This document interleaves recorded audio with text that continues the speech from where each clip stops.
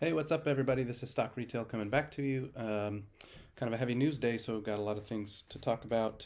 Uh, some DD, some news, some storytelling on some history to help you understand current context on what I believe I see happening out there. So let's jump in and hope this helps you. As always, I say no trust me, bros, or no trust me, sisters. Around here, verify, do your own DD, check up on facts. I try to generally stick with data and DD. Today's a little more, I'll call it subjective, although I am going to present some facts as well. So just know that you're getting a point of view in quite a bit of this today. But if you've seen some of my other videos, I've been around 2 years in this movement, seen a lot of things, been involved. Sometimes I don't know why I ended up in the middle of a lot of big parts of this movement, but I have been. And so I've had my eyes open, seen a lot of things, learned a lot of things. So today I want to tell you a little bit about when tigers and frogs ran into the apes. That's all going to make sense here in a minute. And this is going to include talking about FTX, tokens, even the VW squeeze, Binance, the 2008 crash, a whole lot of things that actually I feel like there's a chance there are some interesting correlations to current events.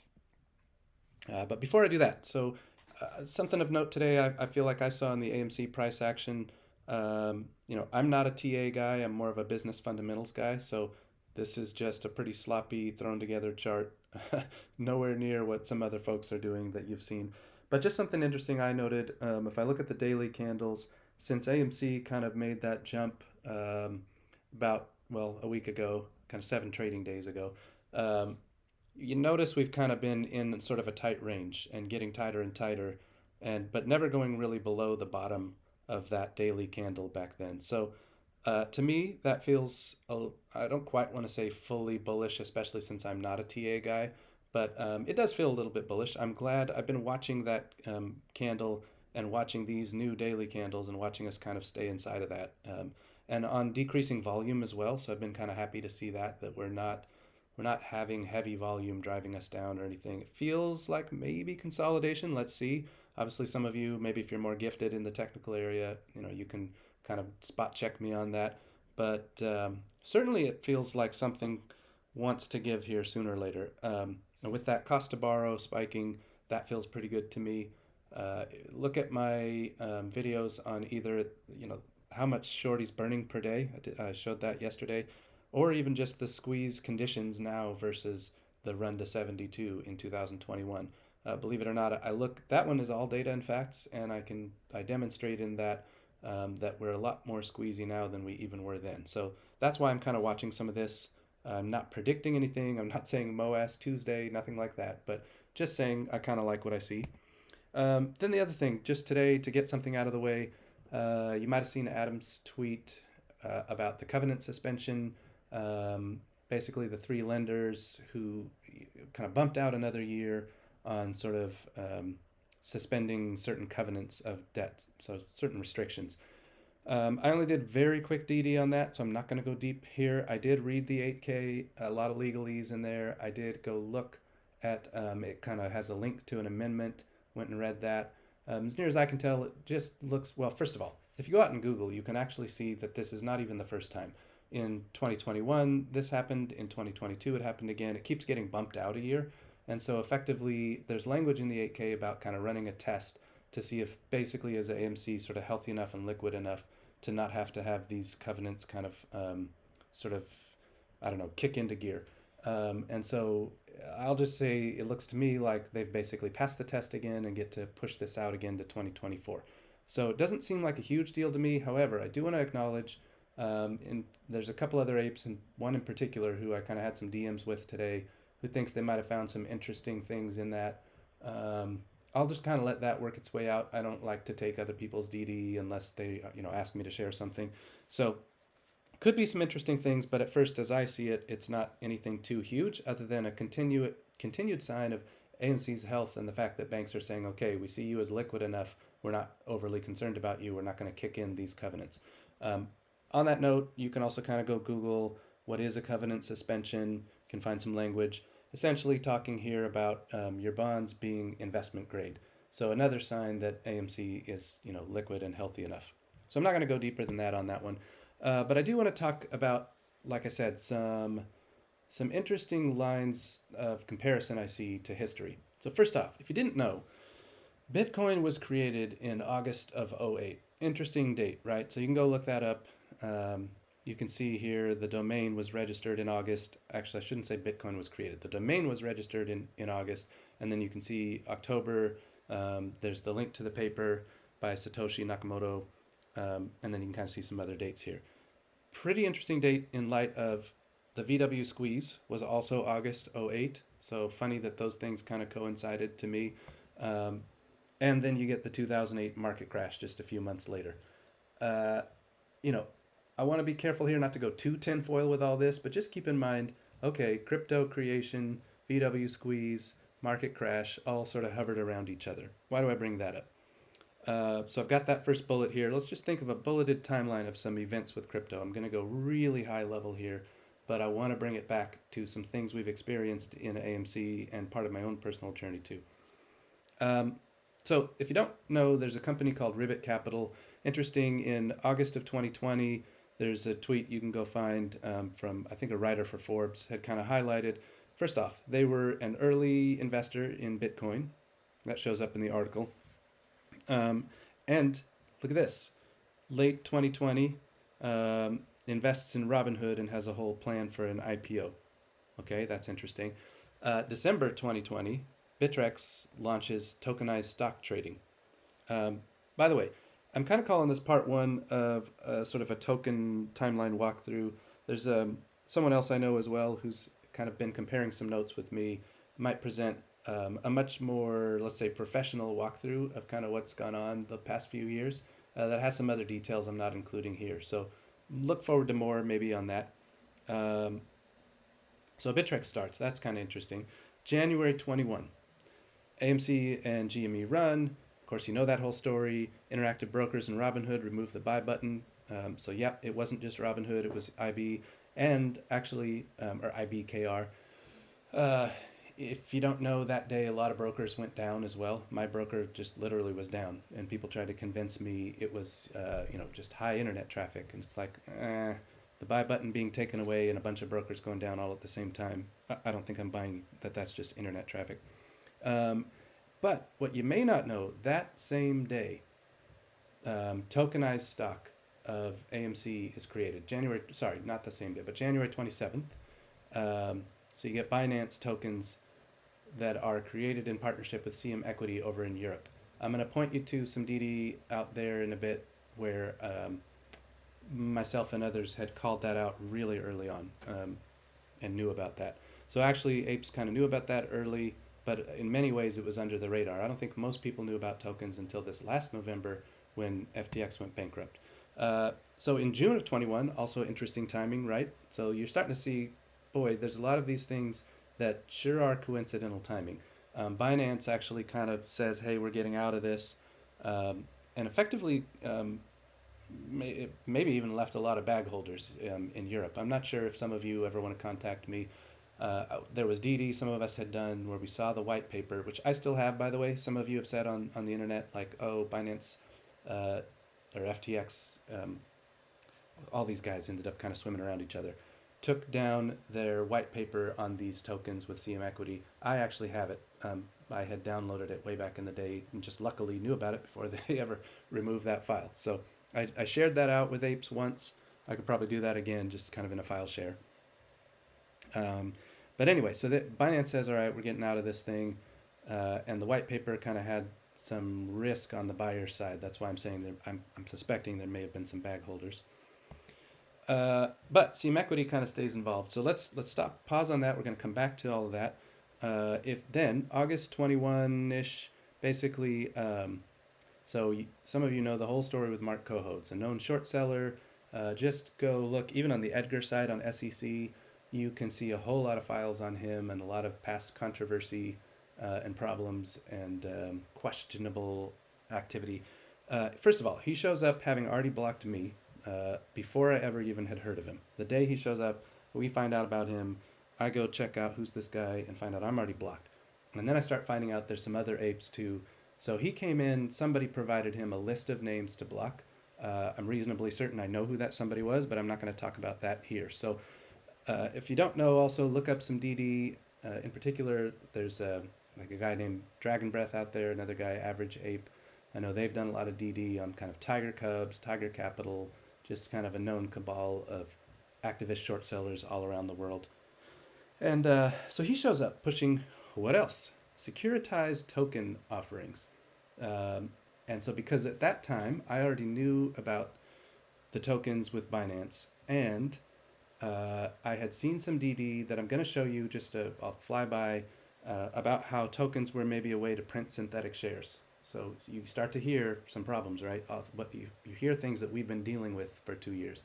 Um, and so I knew about the tokens in Europe. I knew about this hypothesis, I'll call it, that tokens could be a way of basically printing counterfeit shares. I knew that a securitized token offering, that word securitized is the key part.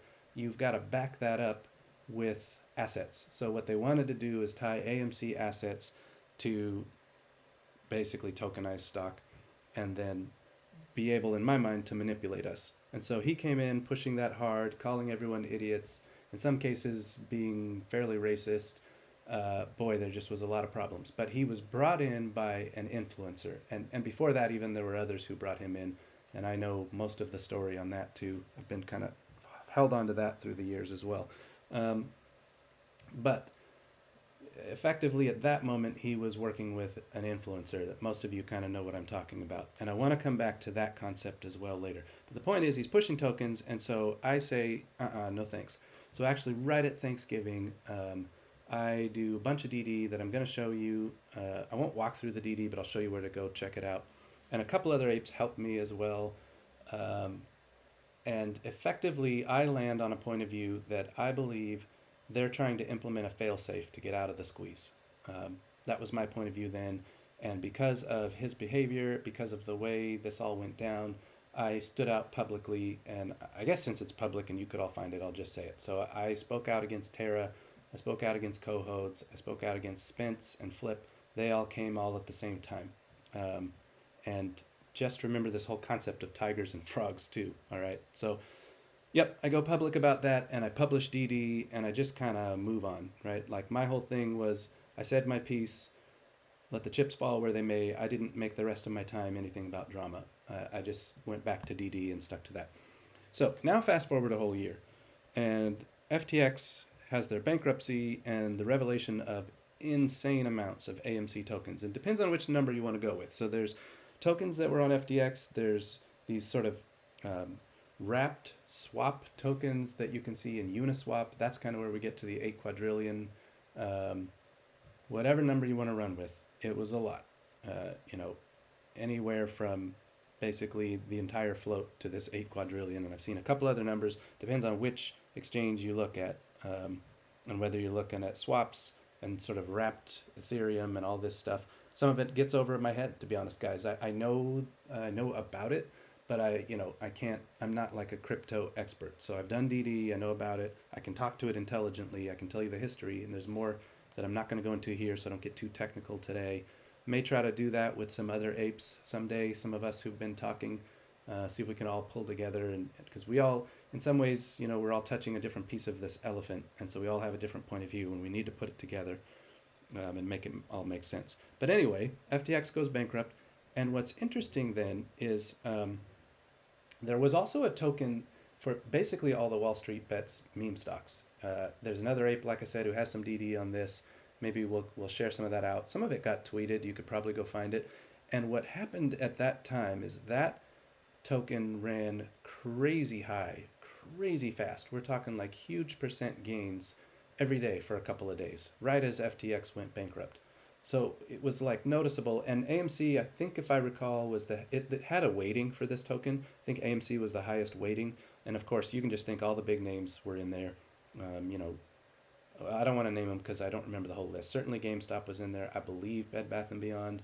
Maybe, I don't remember if some of the others like, BlackBerry or just think of when it all started, what the kind of classic meme stock list was. There's a few of them in there, but AMC was the heaviest weight in there, as I recall.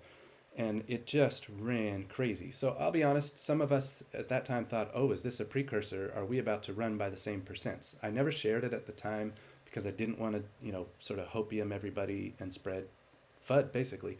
And I'm glad I didn't because that was, that's all the way back last November.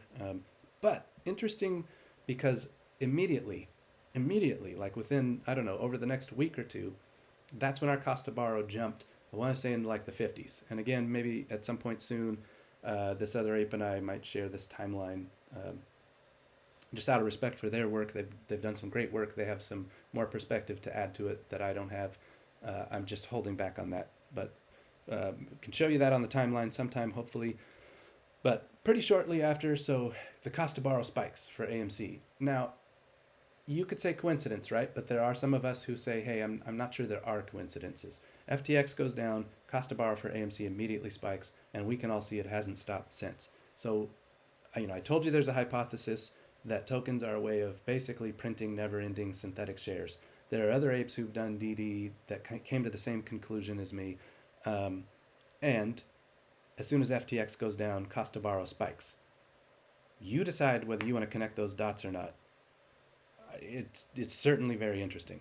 And then now we're here. So let's just talk a couple more things. First off, I mentioned that DD. At that time, I didn't go deep on a few things because, again, sometimes I'm just careful. I don't actually share everything I see because I never want to mislead people. I never want to make false promises. And yeah, so I'm just careful.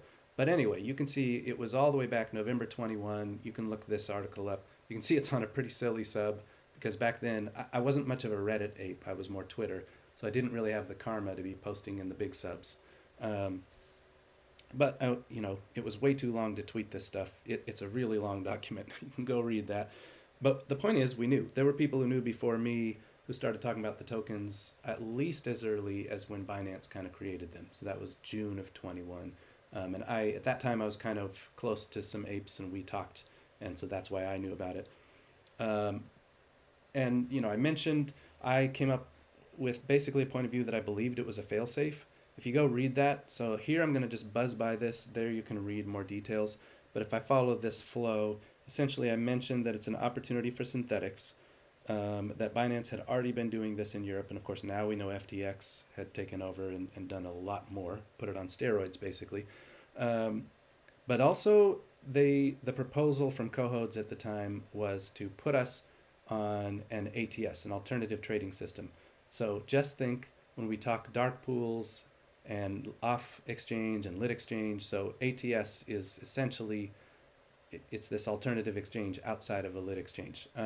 That particular exchange that I'm going to show you in a second here, it's an order flow market maker exchange. So order flow, think about pay for order flow. So that was a problematic. And then also, one thing I was highlighting that I don't think everyone had thought about at that time was, you get gas fees, you get transaction fees, and what if, and I'll just jump there, you're on an exchange that's an ATS that has fees, that's order flow, that is also partially owned by Interactive Brokers, see the top here, who had taken the buy button away, and by Citadel. You tell me how that wasn't going to be just an easy out for these guys to just control every angle of this whole thing. A little bit of tinfoil from me, but that was what myself and some others came up with at the time. And, someone comes into the community through an influencer, blocking a bunch of good apes from day one and telling everyone else, you either follow me or you're an idiot. And even saying the same, like either Adam does what I want or he's an idiot. By the way, are you hearing any language like that these days too? Either Adam does what I want or he's an idiot. Like, let's just think about the types of people who've said that in our history. Yeah, enough said on that. So, interesting though, why did I talk tigers and frogs? Look who backed FTX. So you can go find this. I know FX Hedge had tweeted it, that huge account. There's documents out there that show this. And so if you just look at the list of backers, now the list is long, guys. There's a ton of backers of FTX. So it could mean nothing, right? But again, there's a whole lot of dots floating out there, and it's up to us to either do the DD to actually connect them, or at least to decide in our guts, do we think these are connected or not?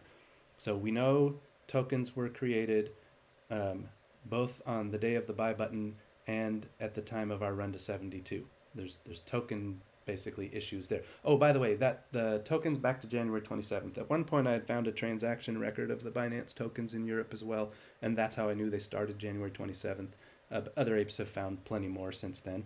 And so actually, if you go look at some of my tweets when Cohodes came around, you can see that I knew because you'll find code in there. He used to do this dog whistle, this 109% thing. I knew it was a dog whistle, so I just trolled him back. I just kept saying 127.21%. Well, that was me saying I knew about January 27th, 2021. So you go find those tweets, you'll see just more evidence that I knew what was going on. All right, so you see though, Tiger Global, Ribbit Management, backed FTX. FTX with the tokens. As soon as FTX goes down, our cost to borrow shoots up. Cohodes is a tiger. Cohodes comes in pushing the tokens. You just see how all this stuff swirls. And there's a couple frog accounts out there who from day one have been extremely negative towards apes, extremely negative about Atom, and we're on the token train and showed up at the same time as Cohodes too. So that's my point. Tigers and frogs kind of showed up at the same time, but thankfully they ran into the apes, and I'd rather put my money on an 800-pound gorilla than either tigers or frogs or wolves. So I want to talk about influencers. I mentioned Cohodes and others came in through an influencer. So I'm going to take a real sharp left turn here. I'm going to stop talking about tokens for a minute. Like I said, we'll go deeper another time. Also go read the DD that I had done if you want a little more background. And I guess I made that clear that was on Reddit, but it's pretty obvious. I'm sure you saw that. Okay. Why did I show this picture too? An influencer, first off, it's in the name. Their job is to shape your thinking. Whether that's to create demand in you for something, they want you to buy something, whether to just get you, just desiring something, thinking about something, thinking a certain way, shaping your behavior, shaping your mentality. An influencer wants to basically shift your mind, your heart, or your spirit. Okay? I don't know about you. I don't like to give people control of my mind, my heart, or my spirit. So that's one. Second, think about if you were to see this post that you're looking at being created right here. You don't see behind the camera. You just see what's presented to you. And this probably is like perfectly looking like some lady lying in a pool of flowers or something. But you don't see all of the rest of the things behind the camera. And you don't see the players at work pulling the strings. Why does that matter? So I told you Cohodes came in through an influencer. You know what else I'm seeing right now? I'm seeing in another ticker, someone literally in their bio calling themselves an influencer. I'm seeing someone from the AMC community who, actually, you know what? I'll tell you what.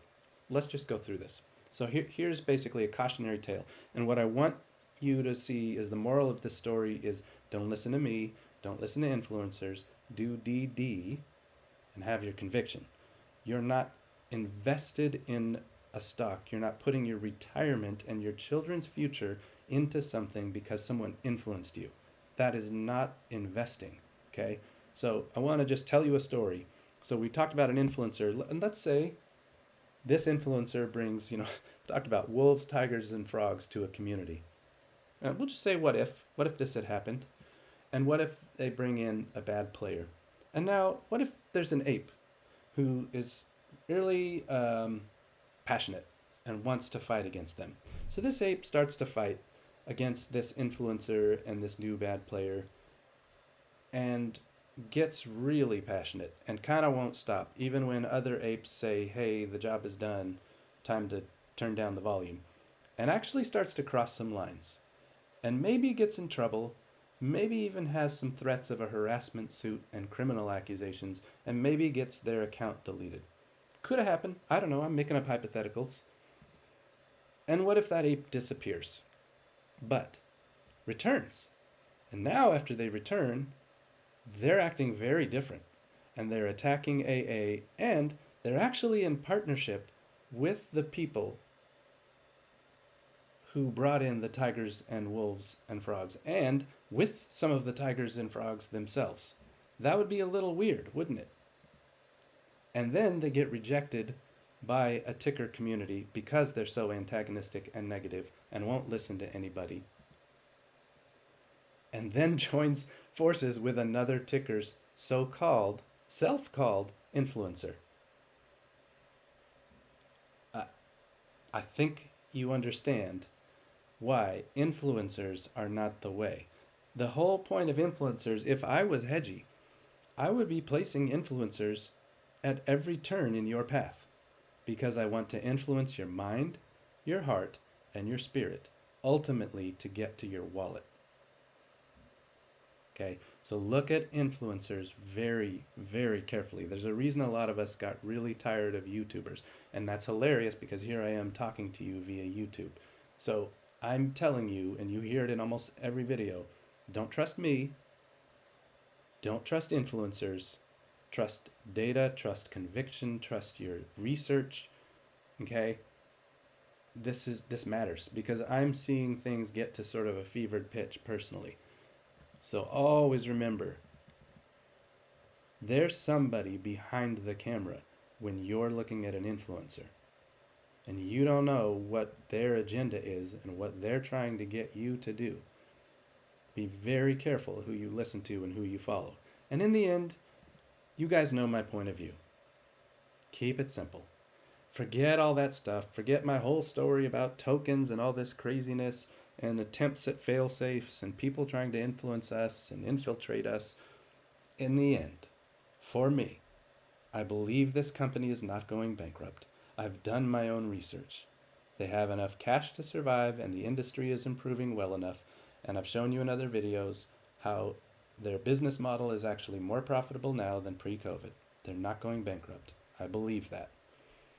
There are more movies coming than ever since pre-COVID. I've shown you that too, and I've shown you where to go get that so that you won't trust me, so that you'll go do the DD and find out for yourself and see. We have so many more movies in this year than last year, and even more in 2024 than this year.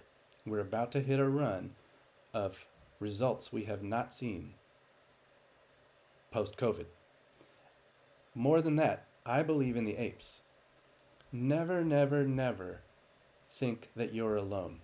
You know, I just had fun watching Rise of Skywalker. My mom had never seen the 3 most recent Star Wars.